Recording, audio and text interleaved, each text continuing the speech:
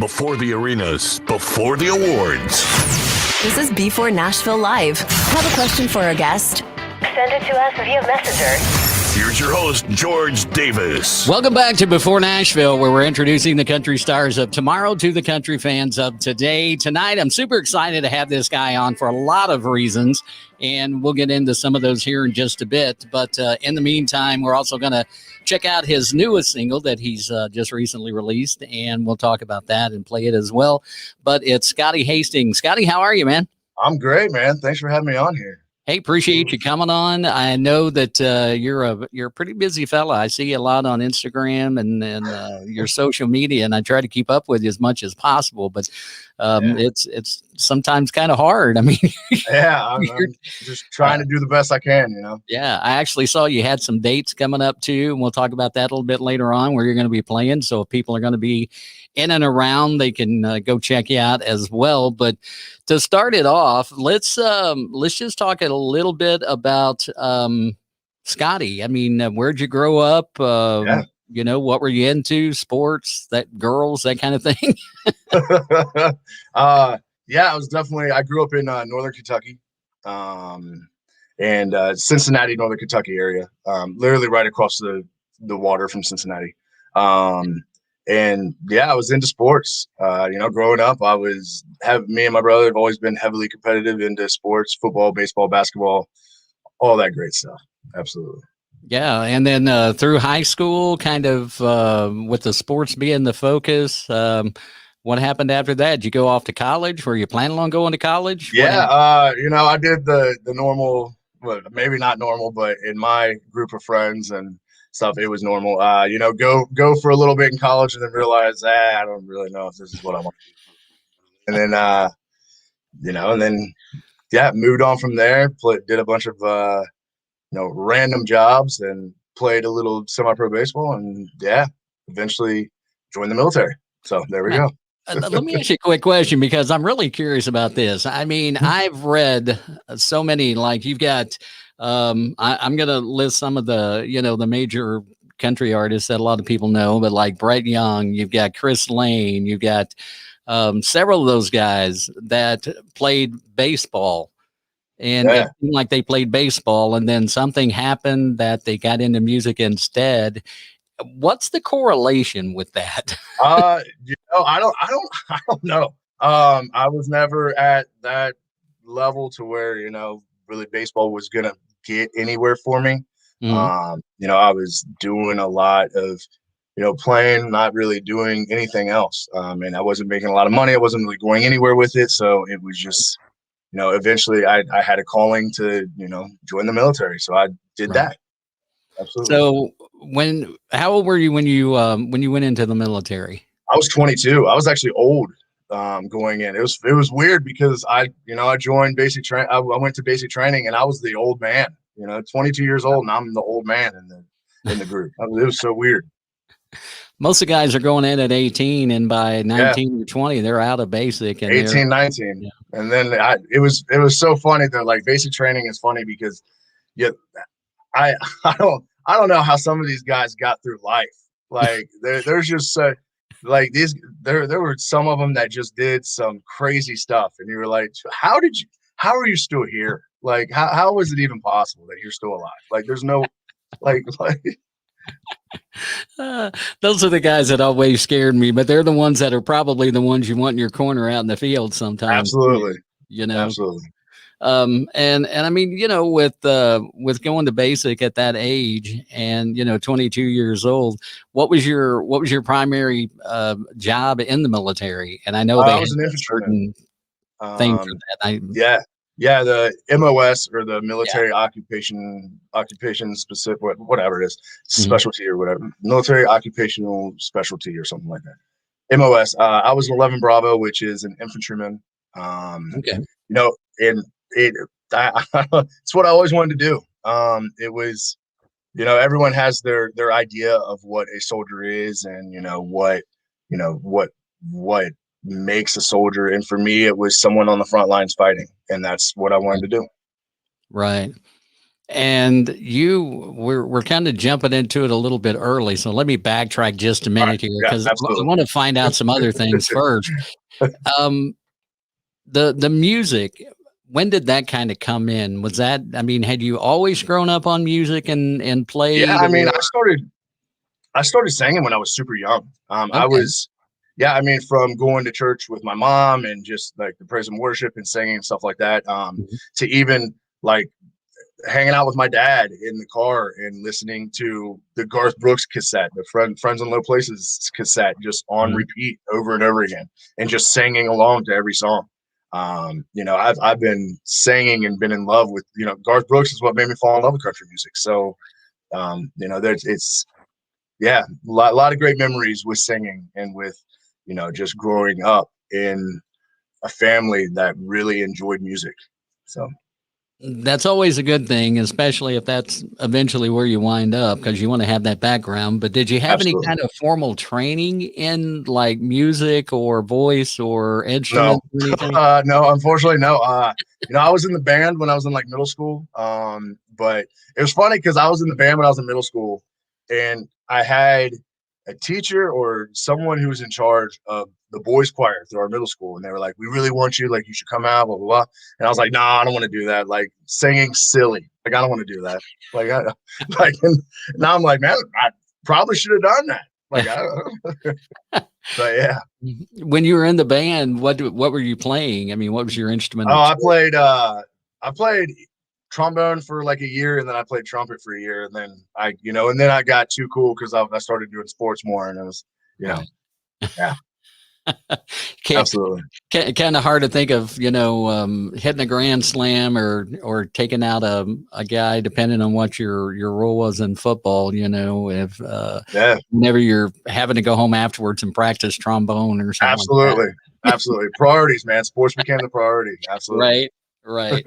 What was your favorite sport in high school that you played? Baseball, hands Okay. down. Baseball, hands down. I guess that would make sense since you were semi-pro. I mean, it Absolutely. kind of makes sense. What exactly? Give me just an idea. I mean, I know, and I feel like a lot of our people that are watching know, but semi-pro baseball. What does that mean? Yeah. So it was just basically I don't really know how to explain it. It was kind of like an independent league, Okay. basically. We yeah, you didn't get paid much, like Right. at all, but it was baseball and it was fun. And we had a lot of people who used to play professionally. We had a lot of people who had moved back to the Cincinnati area who had retired from baseball, but they wanted to continue to play. So yeah, it was kind of like that. Wow. It Sounds like was, a lot of yeah, fun. I mean, I played baseball as a youngster, but I never got that far into it, absolutely.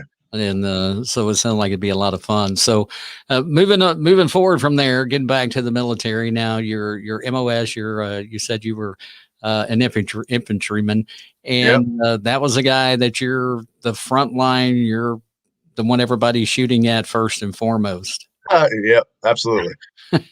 So, what the first firefight you got into? What were your first thoughts when that happened? Uh, I don't know if I can cuss on here, but Go right ahead. holy shit, this is real. There you go. Basically, it's funny because they train you like crazy, and they train you like what to do, how to do it, blah blah blah. And you think you have a basic understanding of what this is going to be like, and then you get in your first firefight, and it's like, what is happening? Like it's like a whole. I mean, it's something that I don't think anyone could ever really be ready for until it actually happens. Right. And a lot of times at that point, what I've always heard, because I've never served, and before I go any further, I just want to, thank you for your desire to do that and your service to our country and protecting our freedoms. From what I've always heard is once you get in a firefight, it's like muscle memory. You don't have time to think about anything. It's just Yeah, muscle no, you memory. just hope that your training kicks in and you just do what you need to do. Right. Um, so luckily, being in the infantry, they train us pretty well on what we need to do. Right. Yeah. Right. And during this time, were you still doing music? Were you writing any at that time? Were No, you playing no, or not at singing? this time. At this time, music wasn't even near my radar at this Okay. time. Um, of course, like I always still like sang in the car. Through basic training, it was funny because in basic training, the guys figured out that I could sing.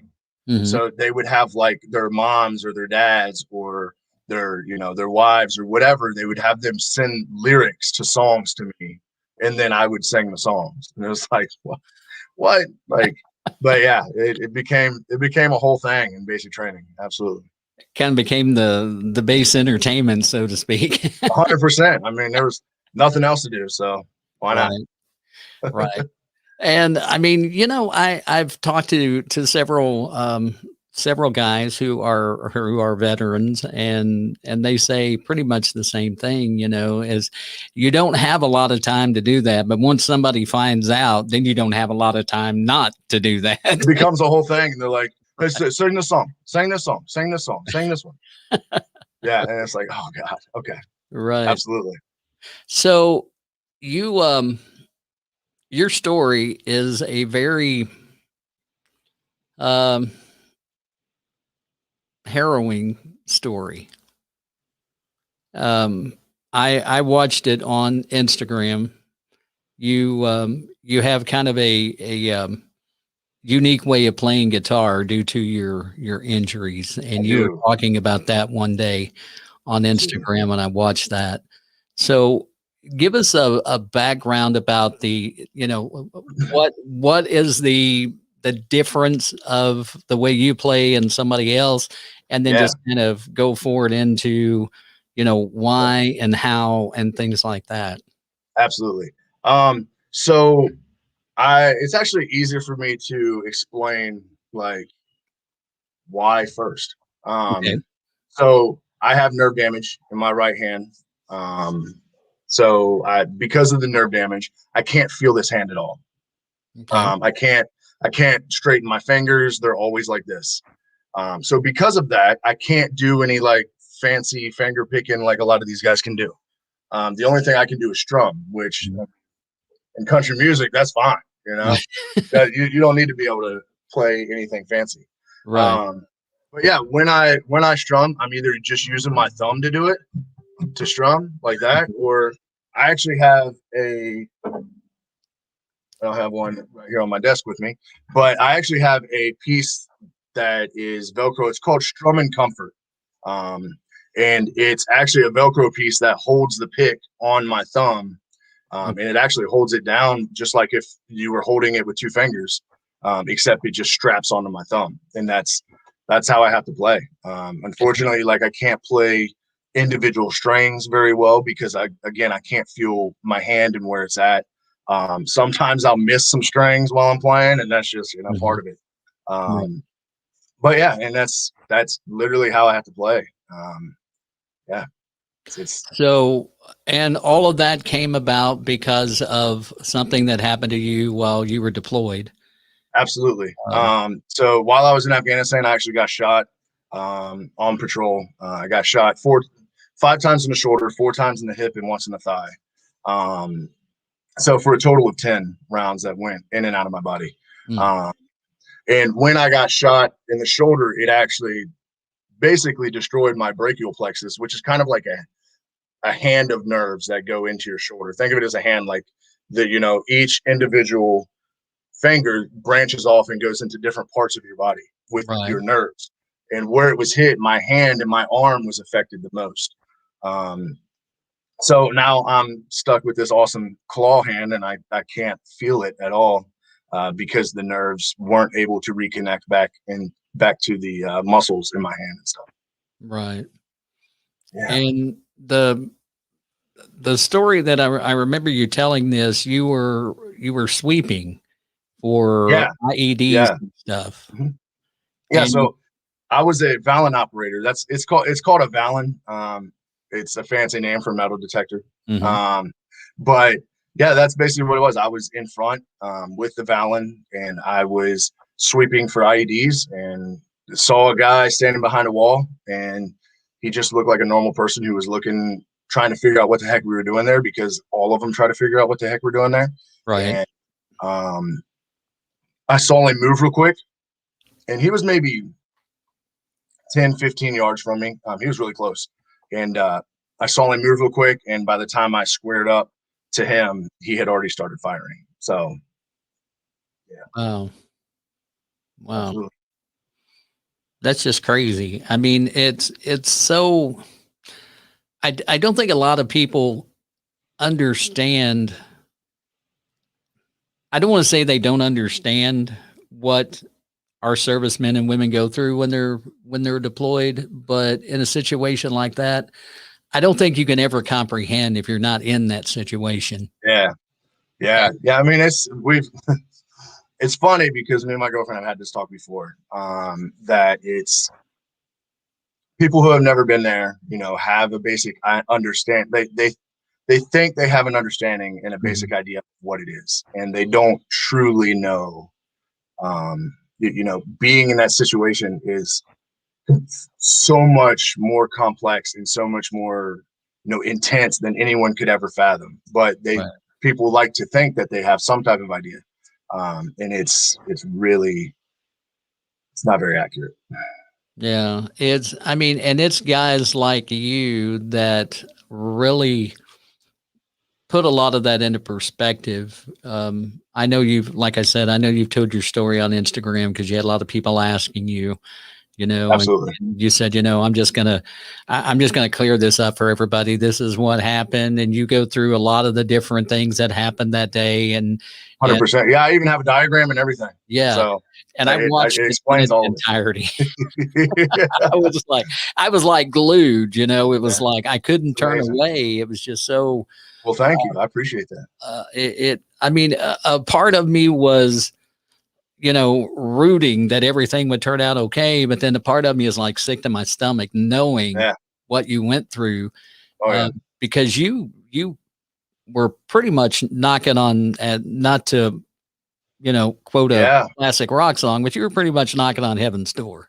Yeah, no, absolutely. I had actually lost so much blood that my eyesight shut down. I couldn't see anything. Parts of my body started shutting down to keep, the main things alive. So they wanted to keep my heart alive, my brain alive. But there were parts of my brain that started shutting down that, my body didn't need at the time. And my eyesight was one of them. And it's crazy. I like the way that I explain it is, so it was like a white film that basically just went over my eyes. I couldn't see anything.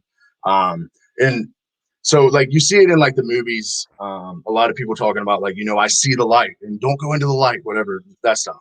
Right. From what I've experienced, like the whole like seeing the light, that's what that is. Basically, it's your eyesight shutting down because you're losing so much blood. It's basically like that point right before type thing. Yeah, I mean that's the only thing that I can really think that would come from. Right. And now after you come back to the States, you're first off, if I remember right, were you sent to, was it Germany, to a military hospital? I was. So from Kandahar, which is where we were in the Kandahar province of Afghanistan. Mm-hmm. So we went, I first went to the Kandahar Airfield Hospital. While I was there, that was where they got the initial like treatment that saved my life. And that was, once I was somewhat stable, they were able to move me to Landstuhl, Germany.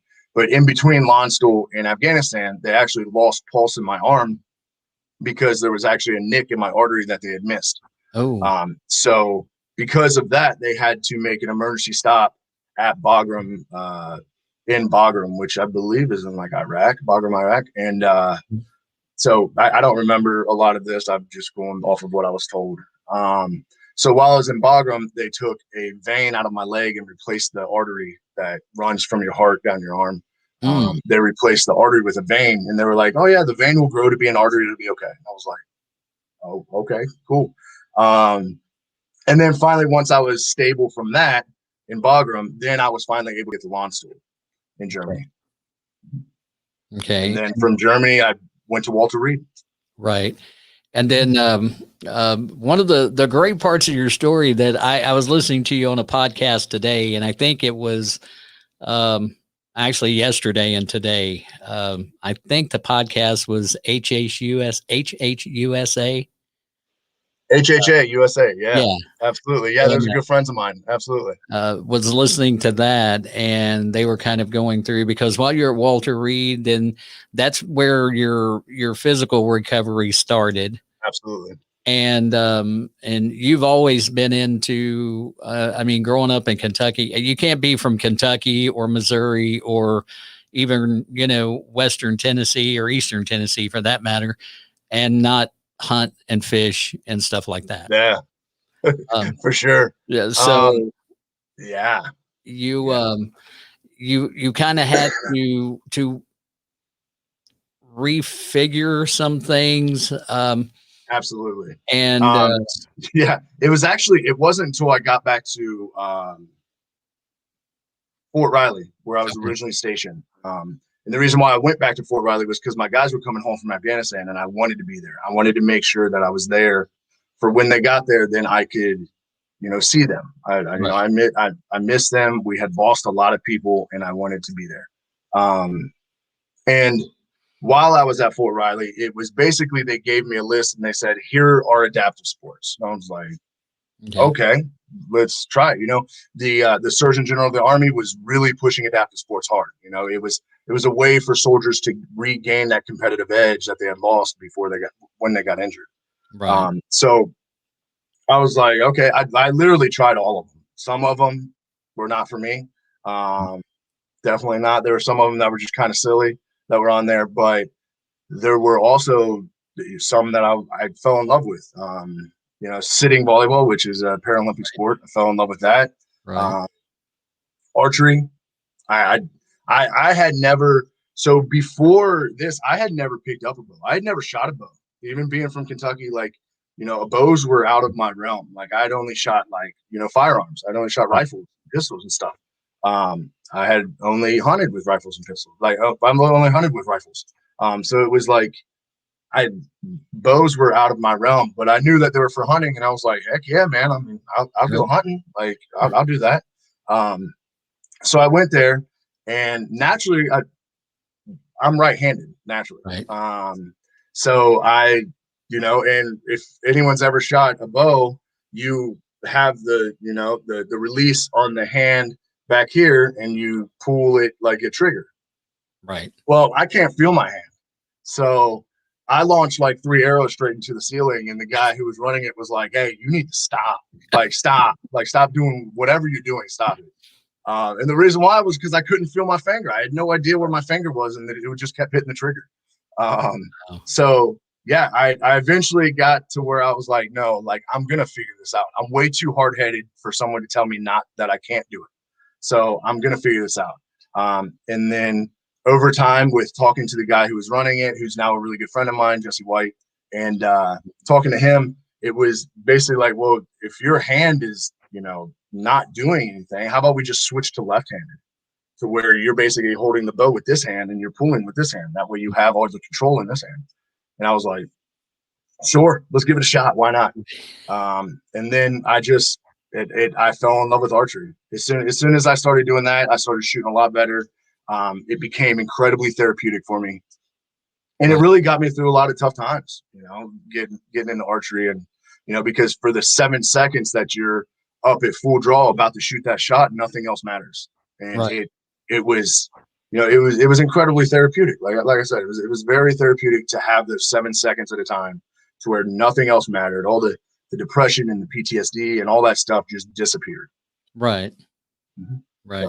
So when you're now, as you're going through the adaptive sports, and like I said, I was listening to this podcast, and you were talking about, or they were asking you questions about it, and I know I think it was 2016 or something like that when you guys had first met at the Warrior Games, is what it was called. Yeah.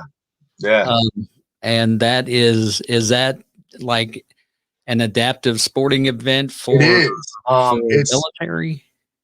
So originally the Warrior Games came to be, So the Warrior Games is for wounded, ill, and injured servicemen and women. Mm-hmm. And it's a Paralympic style event. So they have multiple sports across multiple days, and it's each individual branch of service against each other. So it's like Okay. Army, Navy, Air Force, Marines, SOCOM. We're all competing against each other in these different sports. Archery was one of them. And the guy who originally told me to stop shooting, at this point, me and him had become really good friends, and I was shooting really well. And he was basically, he had done the Warrior Games before, and he was like, man, you need to do this. You need to try this. Just go there. We'll, shoot your bow, and we'll see what happens. Right. And back then, when I first competed in the Warrior Games, which is in 2014, it was actually ran by the U.S. Paralympic Committee.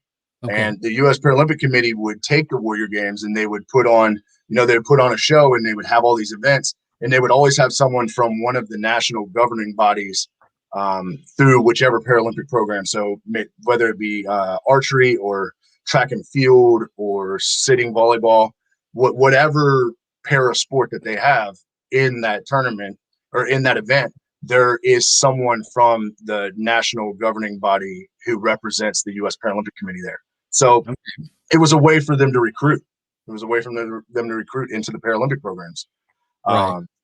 So I actually shot the first year in 2014, and I did really well. I did so well that I actually got recruited by the archery, the Paralympic archery program. So, and then that next year, I was shooting all across the country, and I was shooting as an emerging athlete within the Paralympic program.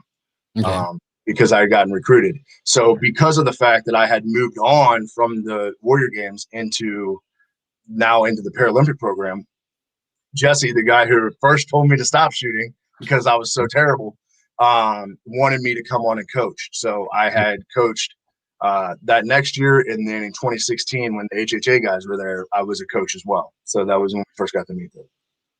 Okay. So, and you were coaching other archers at that point? Absolutely. Yeah. I was coaching the U.S. Army archery team. I was one of the assistant coaches and still am. So. Okay.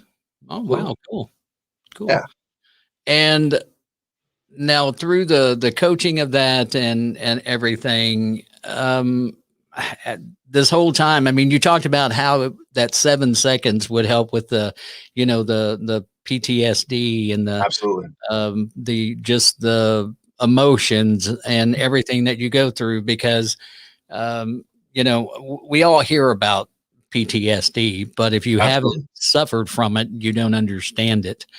Oh. And I've talked to other veterans who have dealt with it, and I don't have it myself, so I don't 100% understand it, but I know about it, I guess is the best way to put it. Absolutely. And so when you're coaching, was that just as good for you as it was that 7 seconds? Was it 100%? It helped because I was still shooting archery, so I still had that little bit of therapy, but I also now had this new purpose, right? So, right. The after sports world, or in the the disability world, right. People who are who are dealing with a disability, or someone who gets injured in some way, shape, or form, the best way for them to get back into being somewhat okay is to get them a new purpose, find them a new purpose in life, because they had one purpose and then they got injured and now that's gone. So now it's trying to find something else. So for me, not only was it archery and being the best archer that I could possibly be for the United States, but it was also, coaching these guys and teaching them stuff, and teaching them that, just because you have one arm doesn't mean you can't shoot a bow, and for me as a coach, the most rewarding thing out of all of it was taking someone who has no idea that they can shoot a bow and thinks that there's no way, like it's impossible. Being able to take them, put them into a bow, and have them shoot and get that. Like for me, I always tell everyone that I talk to about this, that first shot, the very first arrow, like I don't watch where the arrow goes. I don't care how you shoot. I said, I watch the people. So I always watch the shooter. As soon as I see that person release that bow, and it's the immediate like, holy crap, I can do this. Like, did you see that? Like, I just did this. Like, I can do this. Like, it's an incredible feeling to be able to watch like what something that helps you, like something that helped me. Being able to take that and give that to someone else. Now, it's an incredibly rewarding experience to be able to do that. Right. Absolutely. So but you basically, even though you're giving them that, that holy crap, did you see what I just did feeling, Absolutely. when you're coaching them, a lot of times, because you are working with veterans, you're going above and beyond, because you are helping these guys who, they're dealing with depression, they're dealing with the PTSD, they're dealing with other things. And you as a coach, even though people look at you like, well, I'm doing, this, and it's very narrow, I'm showing somebody how to shoot a bow. When you look at the broad picture, you're helping them with their mindset. You're helping them to overcome, even at some little point. I mean, Absolutely. PTSD is one of those things that I'm not an expert. And if I say this out of turn, I apologize, but it's something you're never going to get away from. I agree. It can get better, but it's never right. And so that's what that's what you're doing as well. So that must have been as much rewarding for you, the fact that you have those guys that you're and guys and gals. I mean, I don't know if you just coach. For sure. Guys and gals. Absolutely. And you have those now, the Paralympic archers, if you want to call them that. I don't know what their exact title would be, but you have them and they're going, man, and it just clears their mind, and hopefully they can fall back on that, to where instead of with a PTSD, episode, the thing they do is they grab their bow and they go out, and hopefully, if they've got a spot where they can shoot in their backyard or something, they go out there and it calms them down. It gets them 100%. back. Absolutely. Not only with, it being therapeutic in the sense that you get to escape for a little bit while you're doing it, but also just in the sense that, I take someone who just lost their arm, right? And immediately, like, as soon as you get disabled, it immediately becomes, I can't do a lot. Like, there's a lot that I can't do. If I can show them that they can do this, something that they never thought they could do, then that also shows that maybe there's a possibility that there's a lot more that I can do that I never actually thought about. So it actually, it helps retrain that thought process. It shows them that, if I can do this, then I could probably do that. And then it opens up a bunch of new doors for these people who basically slammed all those doors shut because they didn't think they could do anything. And that really is, the best part about it is just being able to show them that, something that you are telling me you can't do, I can help you do it, and then it becomes this whole thing. Well, now I can do anything, like there's nothing that I can't, do if I just try. Right. So absolutely. You just put your mind to it, and you can overcome 99%. I mean, it's incredible. It's incredible what you can do if you adapt to if you want to do something bad enough, you will adapt to make it happen. On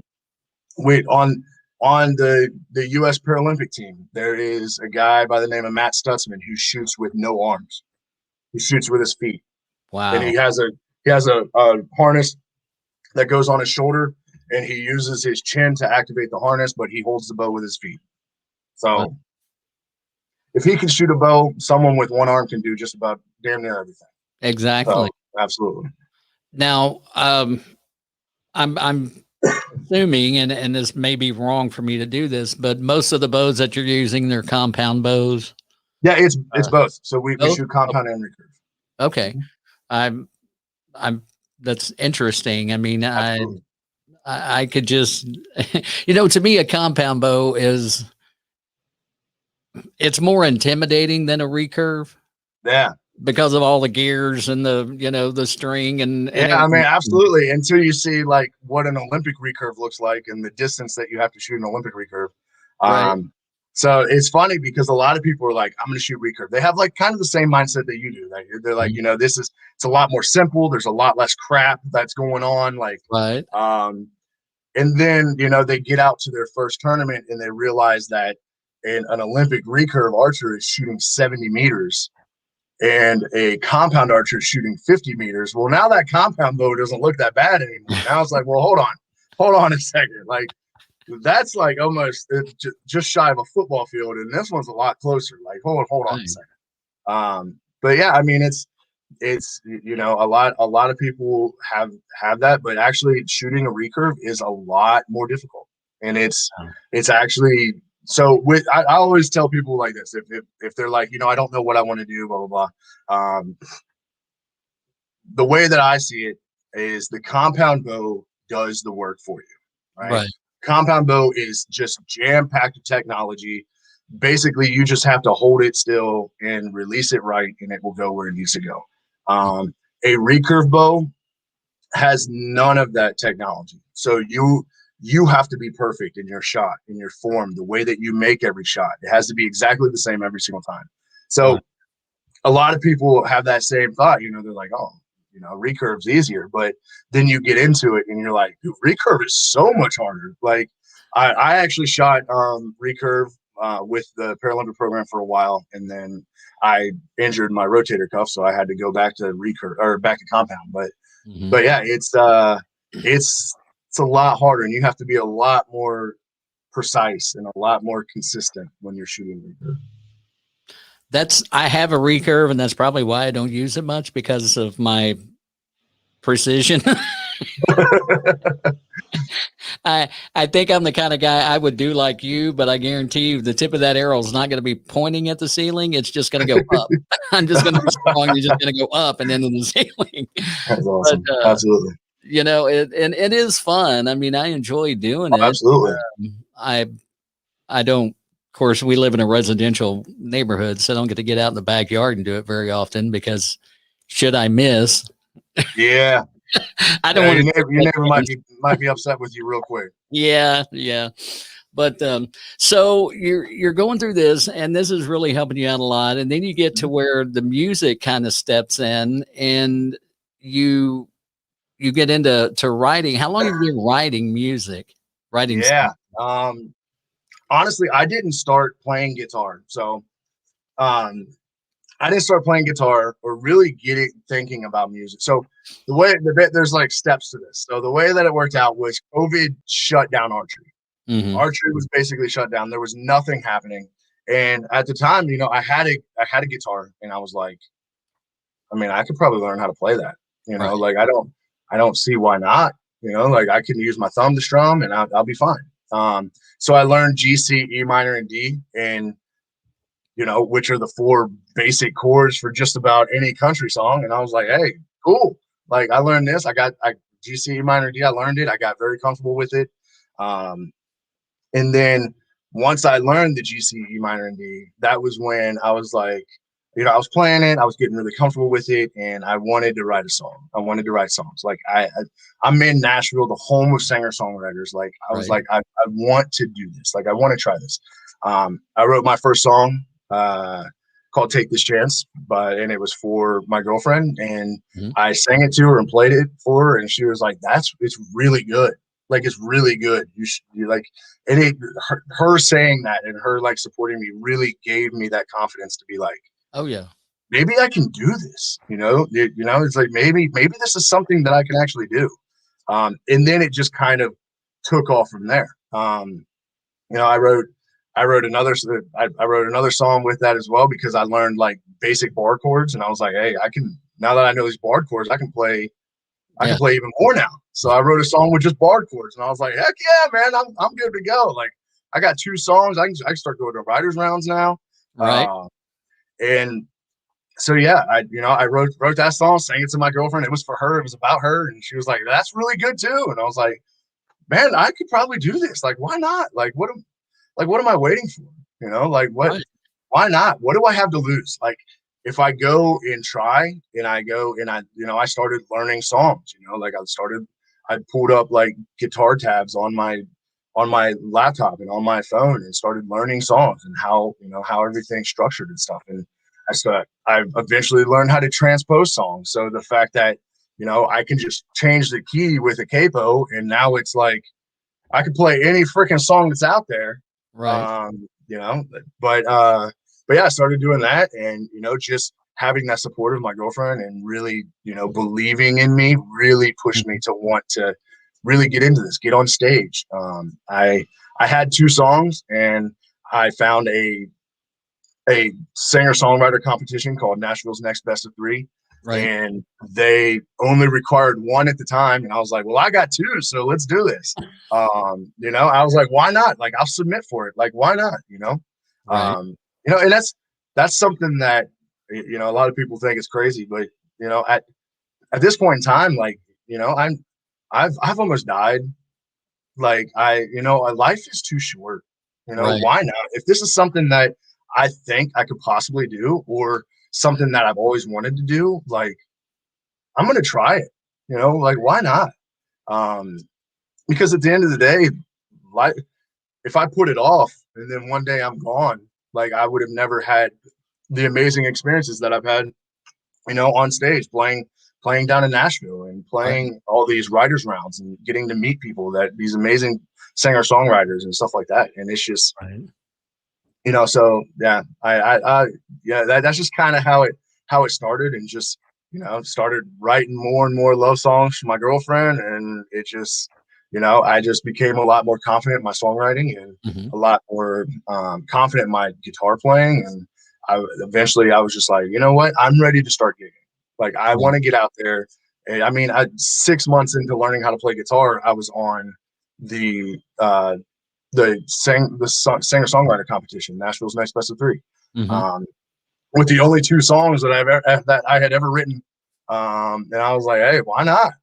Like, what's the point of doing this if I'm not going to do it all the way? Like, Exactly. and yeah, I try to live my life in the sense that, life's too short. If there's something that I want to try, or a dream that I want to achieve, like, I'm going to do everything I can to make it happen. And in the same sense, like, I'm going to be there for people who want to make their dreams happen.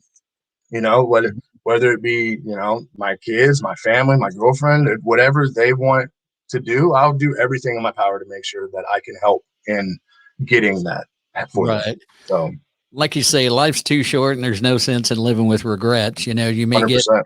get, further down, up in years, and then you just don't have, you may not have the strength to shoot a bow anymore. And you go, well, I'll never have to regret that because I got to. Absolutely.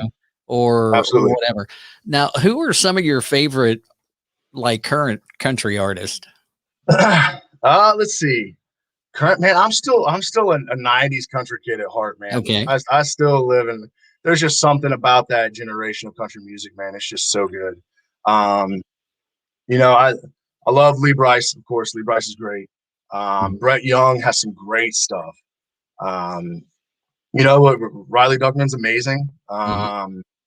And there's just, I'll always be the biggest Garth Brooks fan out there, man. Honestly.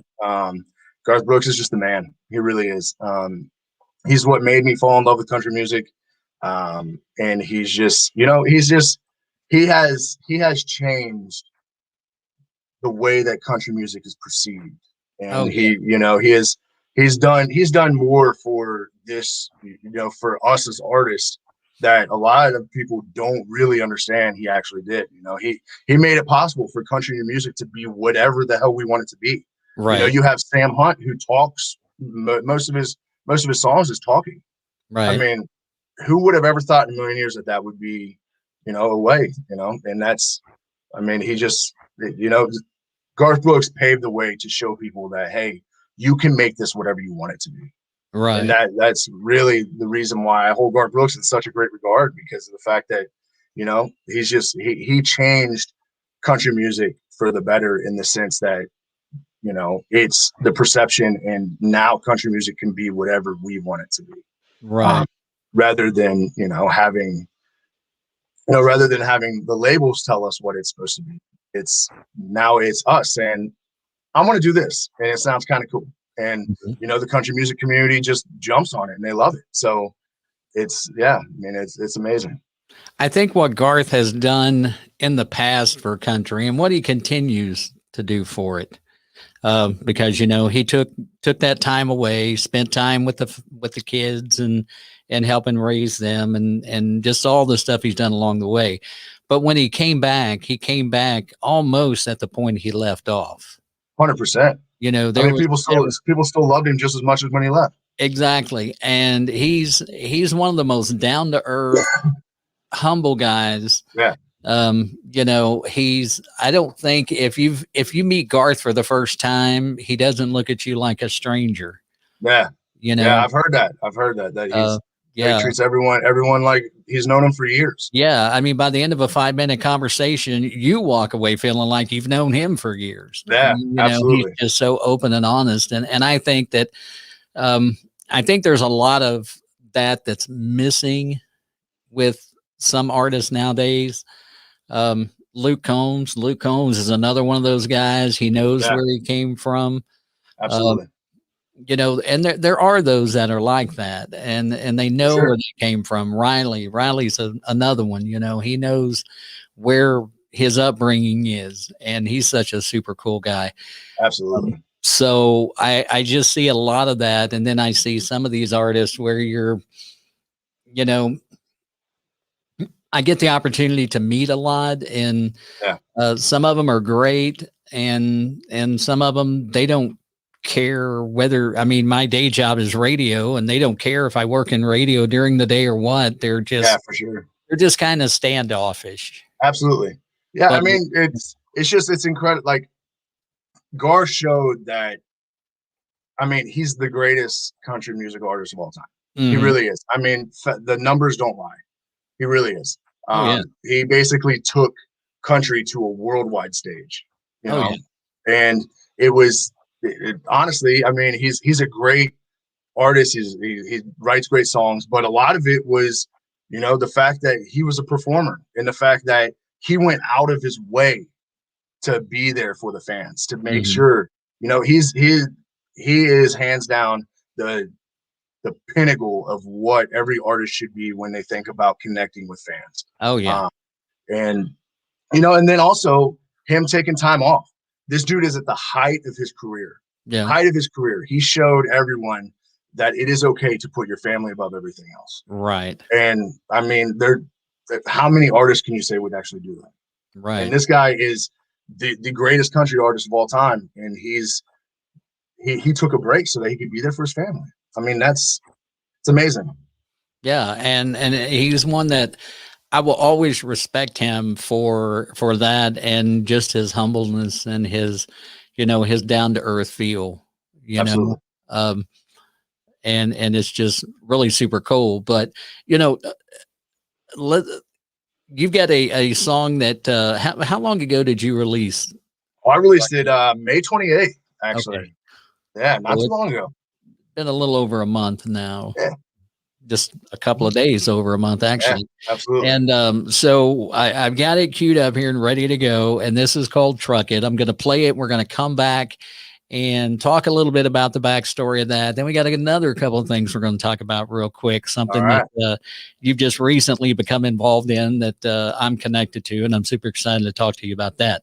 Absolutely. But this is Scotty Hasting. The song is called Truck It. You can find it on all the streaming platforms. Go check it out. You'll hear it now, but you can go back and listen to it on the streaming platforms. Be sure to stream it, because that's what helps these guys. And that's what we want to do as far as the artist goes. So this is Scotty Hasting. This is called Truck It on b4Nashville, where we introduce the country stars of tomorrow to the country fans of today.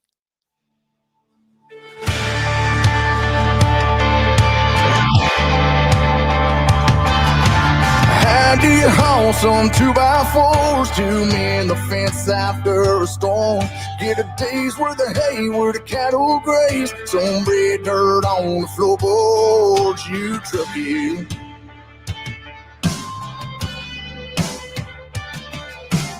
How'd you get to a Saturday parking lot on hotel gate with a cooler packed above 30 rats? Everybody ready for the game. Gets 20 to the mile, 50 for a tank. You can call me crazy, I don't care what you think. It's hollow ground in my escape. Speakers cranking Skinner on the interstate with the tires humming, the V8's rushing, nothing else can touch it. You don't understand. Tricky.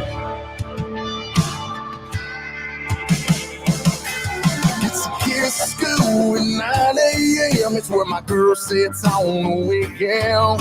Throw a blanket down, the best seat in town for a movie at the drive-in. Tricky. It's 20 to the mile, 50 for a tank. You can call me crazy, I don't care what you think. It's hollow ground in my escape. Speakers cranking Skinner on the interstate with the tires humming, the V8's rushing, nothing else can touch it. You don't understand. Tricky.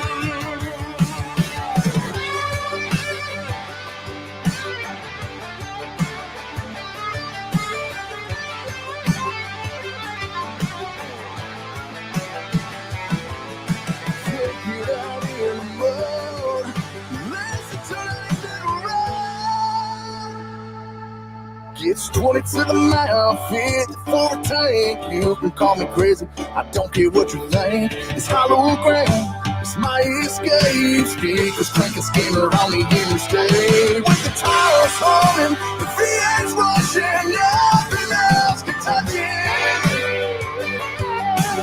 You don't understand. Tricky.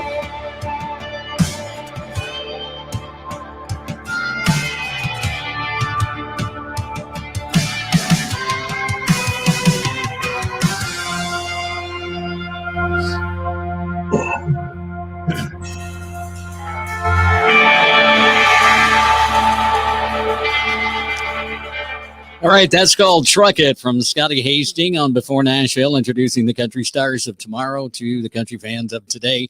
I got to say I relate to that song a lot because I just bought a truck back in February. There you go. First truck I've ever, well, I owned one when I was younger, but since then, you know, a family man, I couldn't really have a truck. And then my wife finally said, honey, go buy you a truck. So I bought one, and that 20 mile, what was that?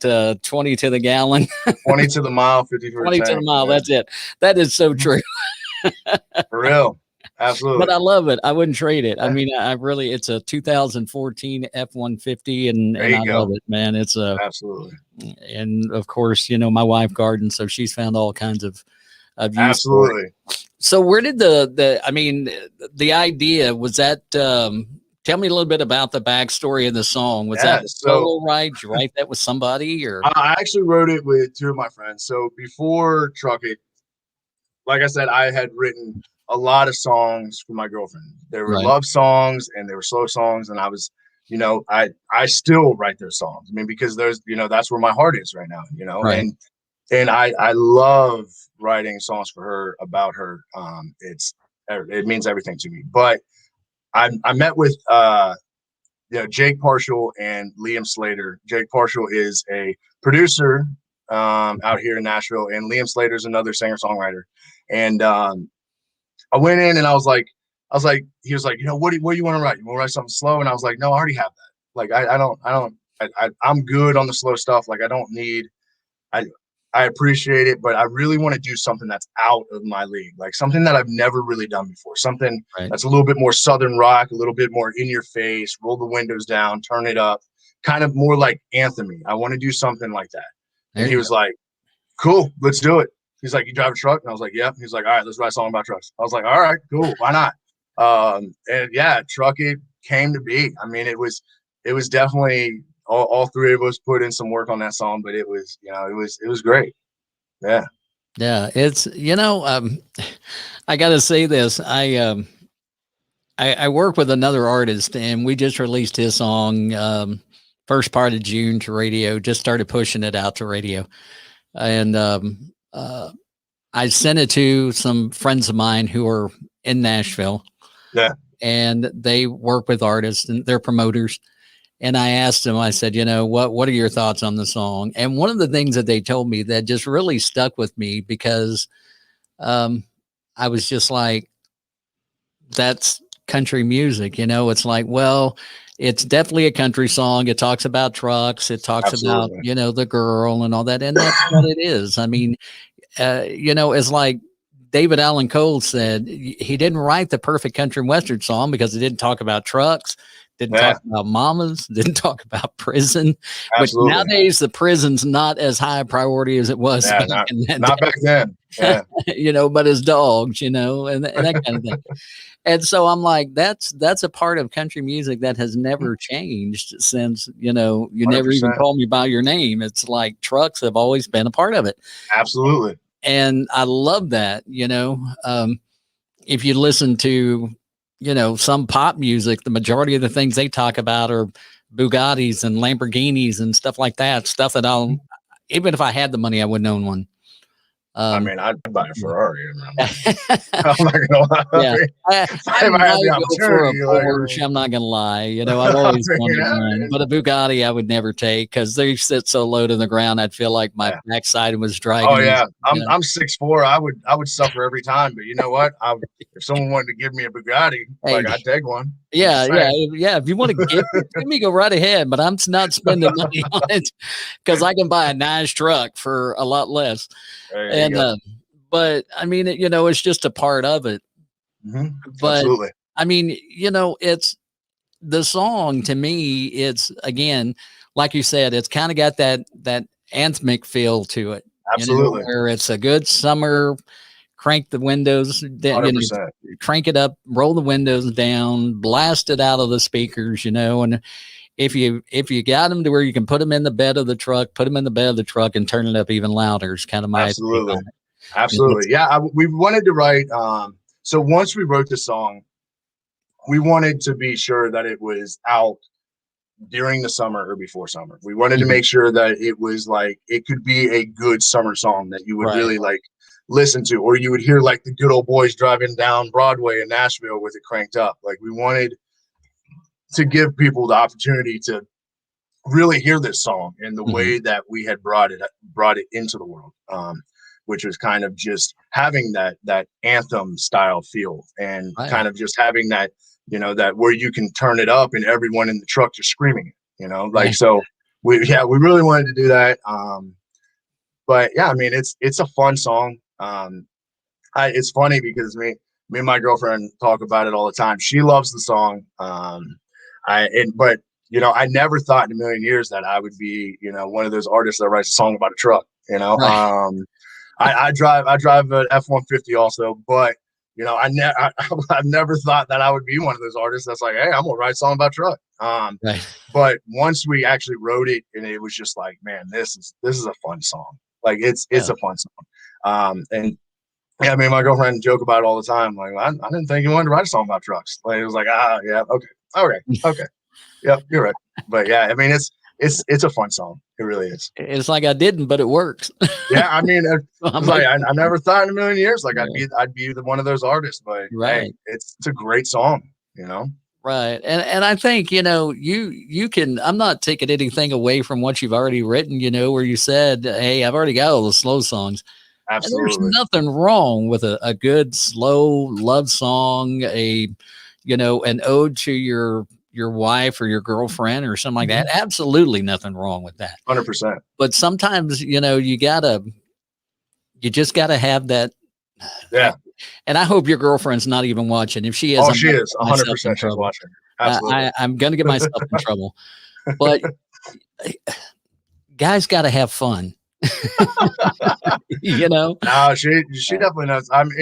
But the reason why it became a thing was because for a while I'd been talking to her. I was like, man, I want to write something upbeat, something fun.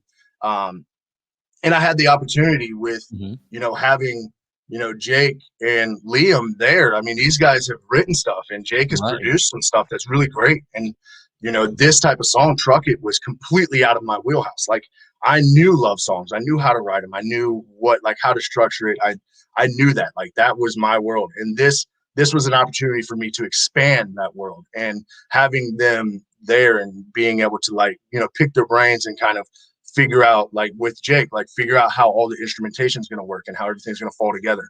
And just being able to see that, like, that was a whole nother side of country music that I had never really stepped into and never really, been a part of. I've never done like the fast, like in your face stuff that it's my girlfriend completely understands, because we had been talking about it for a while, that I wanted to do, something fun and fast. And but yeah, she still likes the love songs more. So it's probably more so because they're for her. So I hope I didn't offend her by saying, that's okay. I like the love songs more too. I'm not gonna lie. I like trucking. It's fun, but I'm fine if I'm at the house, and my wife and I are, which generally we have so few hours together, because by the time I get home from work, and then she has her job and her main job, and then she has her side gig, and she's on a Zoom call tonight. So it's like, we don't have a lot of time together. So not a lot of love songs in there, let me tell you.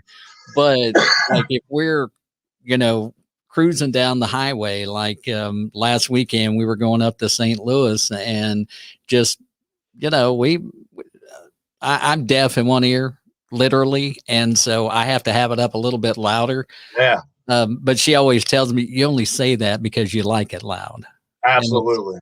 Maybe absolutely. Maybe just a little bit. See, there we go. But no, but it's a fun song. It's one that you could put on a road trip soundtrack. Absolutely. Or playlist. Yeah, now. I have some people who have reached out to me, and I have a friend in Japan who's even like, man, this is on like my workout playlist. It's on my like just riding playlist. I'm like, great, like that's awesome. So yeah, that's basically what it was written for. It was written for that reason. Well, and now let's go ahead and move on. We talked a little bit about some of the things that I do in the show, but I don't know that we're going to get to that, because I want to talk about something I'm super excited about. And you came on board 2 days ago, something like that. I think it was 2 days ago. Yeah. We're doing, it's a concert series. It's called Freedom Jam. Raising money for an organization called Operation Triage.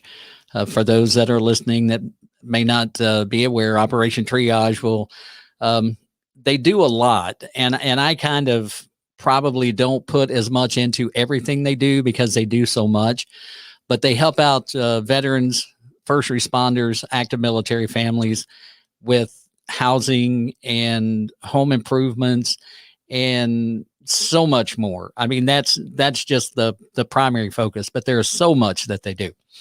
And about a year ago in August, I was approached by Brian Judy, which Brian has been on the podcast 2 or 3 times, about helping out with it. And so last year we did it, and then this year we did it again, and we're doing 2 shows this year.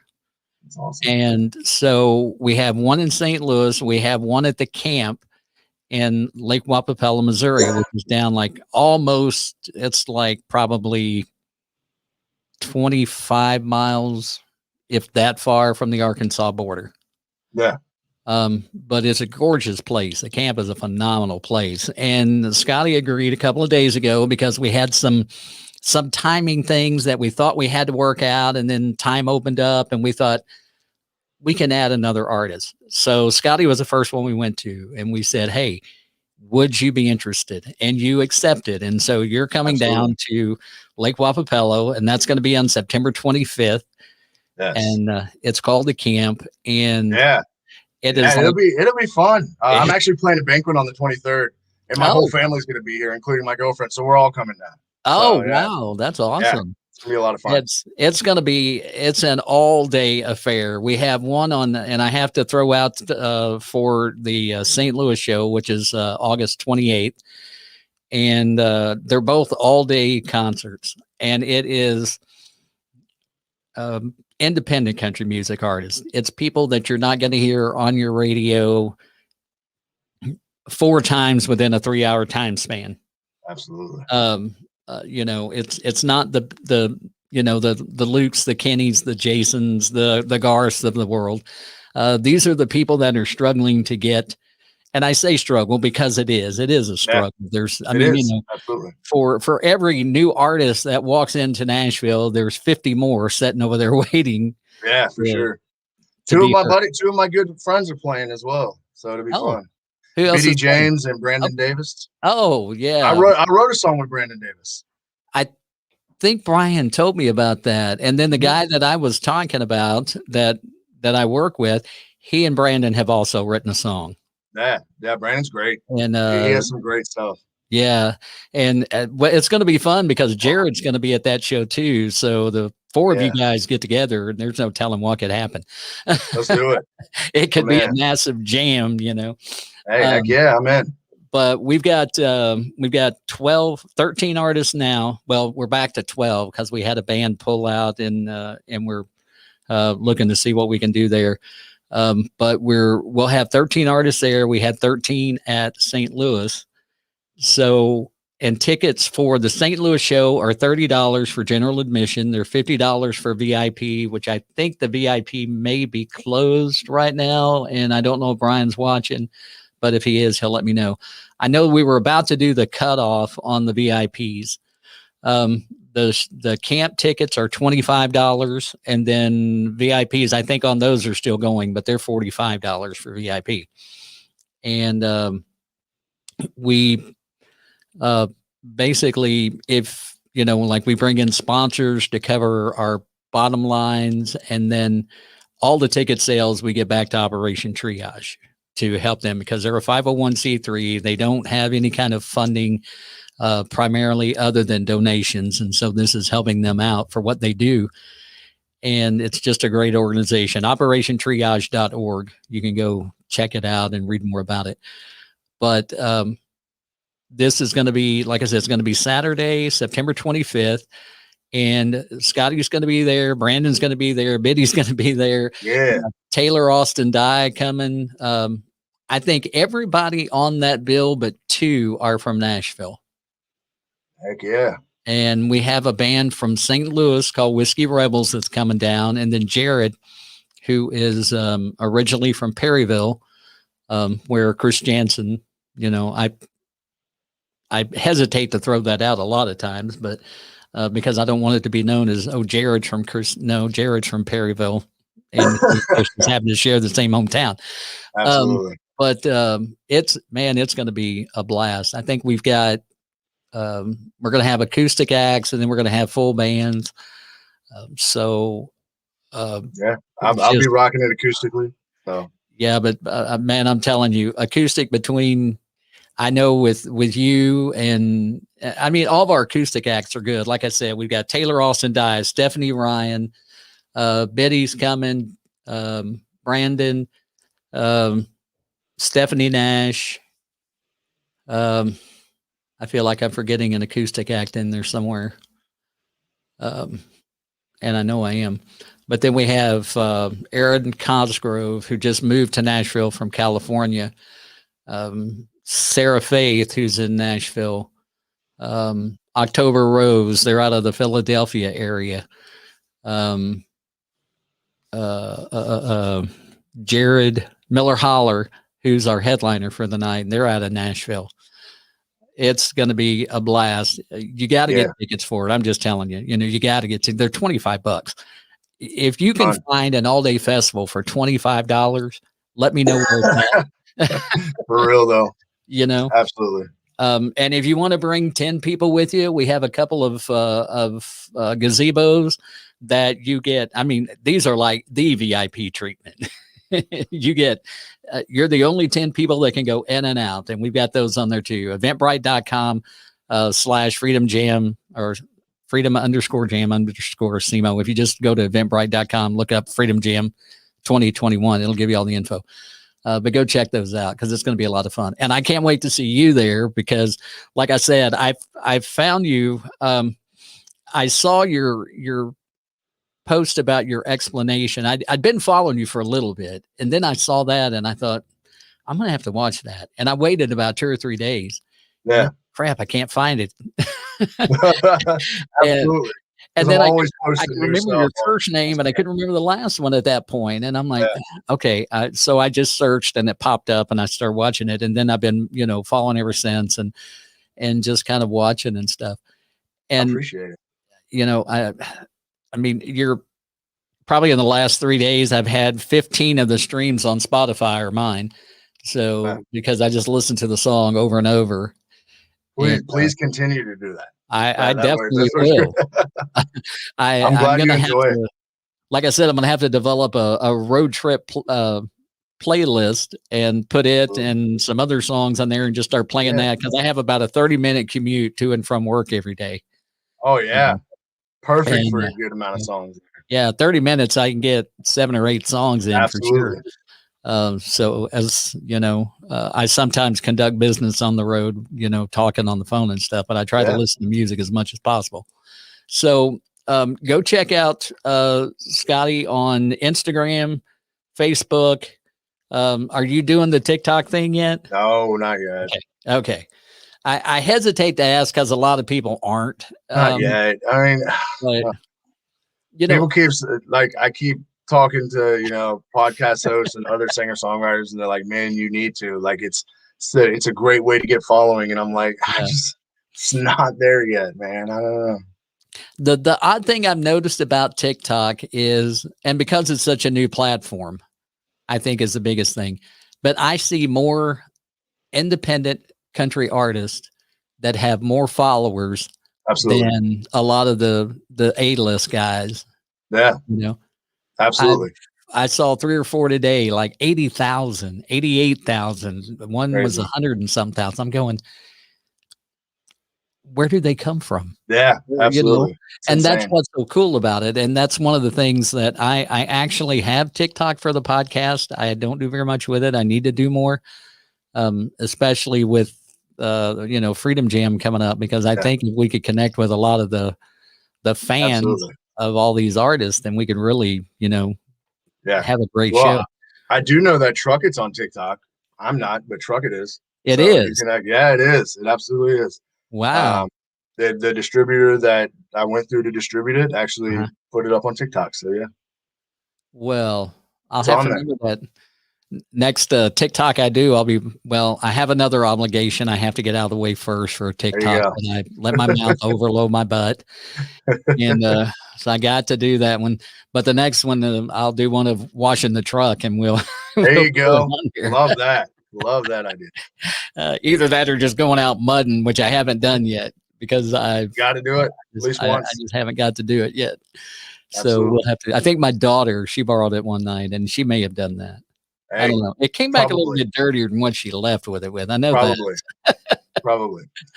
But yeah, man. I mean, hey, I'm looking forward to Freedom Jam. I'm super looking forward to meeting you. Absolutely, same.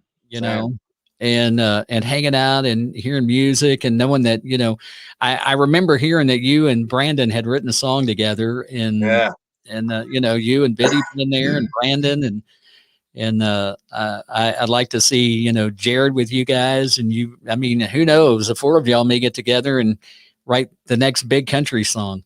Be a lot of fun. That could be cool. It would be a lot of fun. Again, that's going to be the 25th of September, the 28th of August. If you are up in the St. Louis area, or if that's a little bit closer, then you're more than welcome to attend that show too. Tickets at eventbrite.com. We will have tickets at the door too, by the way. We have decided, or at the gate. I say the door, it's all outside. But we will have tickets at the gate. So, but we want to encourage you to get them on Eventbrite, because we never know what might happen at the last minute. We could sell out and nobody, you don't get tickets, and we want to make sure you do. So be sure to get them. So now you're going to you talked about you were playing an event like right before that, the 23rd, I think you said, right? Yeah. I'm playing a private event, a banquet. Okay. And then my family's going to come down, and it's funny. It just worked out that the 25th is 2 days from then, and we're just going to hop in a van and drive out there. So, that's awesome, man. Yeah, it'll be a lot of fun. That'd be great. That will be great. What other shows do you have coming up? Oh man, I have so many shows coming up. So tomorrow from 7 to 9, I'll be at Solace Brewing Company, which is actually in like Jamestown, Tennessee, I think. Okay. But yeah, if you jump on my Instagram or my Facebook, I just posted my full July shows list. Okay. And it'll have every show that I'm doing in July, and it's a lot. Awesome. Yeah. There's a lot in there. Awesome. Absolutely. Well, we'll definitely keep an eye on that and make sure to push it, and look forward to seeing you again in September. Absolutely. Yeah, it'll be fun. We like to get down to Nashville every once in a while, but I don't know that that's going to happen between now and August. We're just so much going on right now with COVID. It's kind of messed everything up. And well, I mean, if COVID's an issue, Nashville's wide open. So yeah, apparently COVID doesn't live in Nashville. So there we go. Well, I tease everybody because I did get asked, and I don't want to offend anybody because I know there's people out there that'll say, "Oh, why did you do that?" I did get chipped. Yeah. Also known as, being vaccinated. So yes, you also lost your camera there for a second. I did. I don't know what happened here. Something went wrong all of a sudden. I don't know why my camera just went out on me here. But I still have the sound, and let me look and see if it just switched off my camera. No, my camera's still on. Well, or it shows it's always something. There we go. There it is. It's always something. Technology. Absolutely. It's a wonderful thing until it pisses you off, and then you're ready to just throw it all out the window. It's okay. I honestly, I asked my girlfriend everything about technology because I'm horrible with technology stuff. I've learned to love to hate it more in the last year and a half I've been doing the podcast. Absolutely. I'll be honest. I believe that. There's always something that happens. Yeah. But Scotty, man, thanks for coming on. I appreciate you taking time out of your schedule. And again, looking forward to seeing you in September. Check him out on all the streaming platforms. TikTok, if you want to do a TikTok with a good song for your truck, it's the perfect one to do. There you go. Then just drop Scotty a message. You want to see him live along with Brandon and Betty and Jared and Taylor and all the folks that I mentioned, and we'll be at the camp at Lake Wapapello. And then also at St. Louis, we've got another whole lineup of artists up there. So it's going to be a lot of fun. So come on out, and Scotty, you take care, and we will catch you hopefully before too long, man. You too. Thank you so much. All right. And that's b4Nashville, introducing the country stars of tomorrow to the country fans of today. Coming up on Monday night, let me double check here. I believe it is a guy that has, according to one of the charts in Nashville, the #1 independent song in the country, and that is Dew Pendleton. And we're going to be talking to him on Monday night. So join us again on Monday night for b4Nashville. Till then, y'all have a great night.